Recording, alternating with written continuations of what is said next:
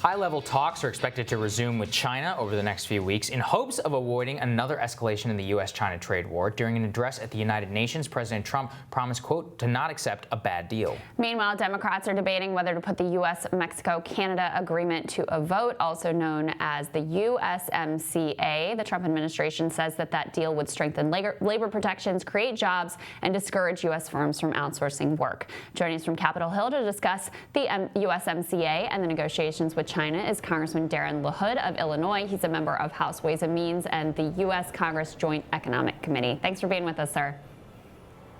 Great to be with you and your viewers. Help the American people understand why you believe that the USMCA should be passed. Well, listen, the USMCA is a trade agreement that's been negotiated between Canada and Mexico, our two largest trading partners. This is a good agreement for our country and the long-term viability of the U.S.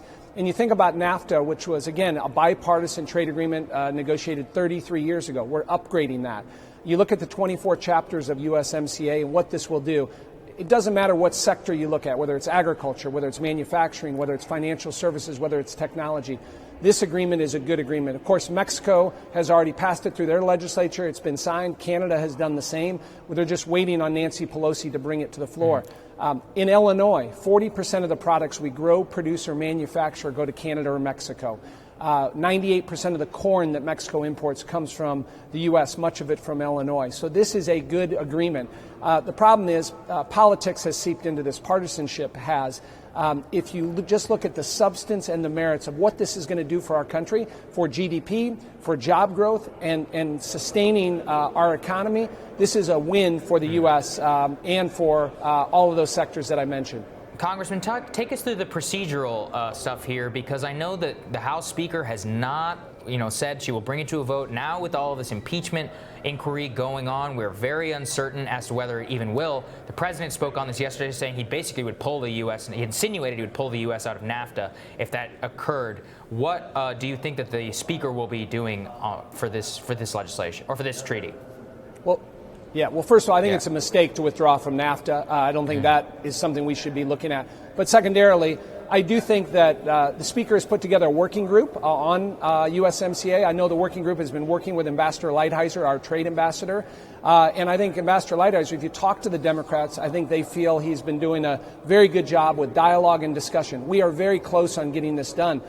This will start in the Ways and Means Committee, which I'm fortunate enough to serve on. Talk to the Democrats on the Ways and Means Committee, and I think they believe that this is a good agreement. There's a few things we still have to work through on side agreements, but this is a good agreement for workers. It's a good agreement for all sectors of our U.S. economy. And now we just have to have Speaker Pelosi bring it to the floor. I'm on the whip team. I think if this was brought to the floor tomorrow, we'd have over 300 votes to pass this. I understand there's a few last things to work through here, but again, we need to put politics aside and, again, focus on American workers and the long-term viability of this country.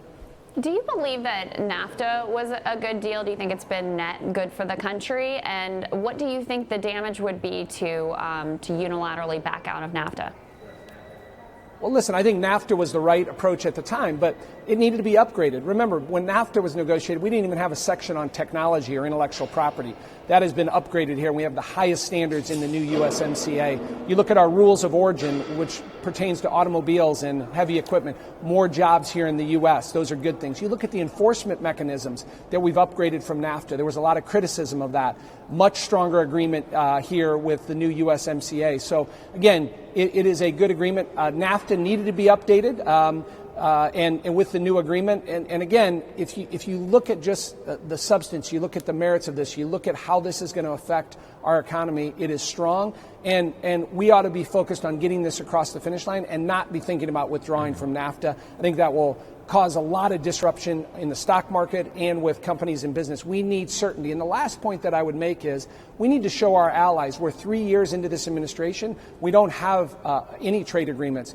This will show our allies that we can negotiate a trade agreement with our two largest trading partners and show the world that this is a good agreement. Yeah. All right, Congressman, thank you so much for your time and your insights. We appreciate it. Thank you, Congressman.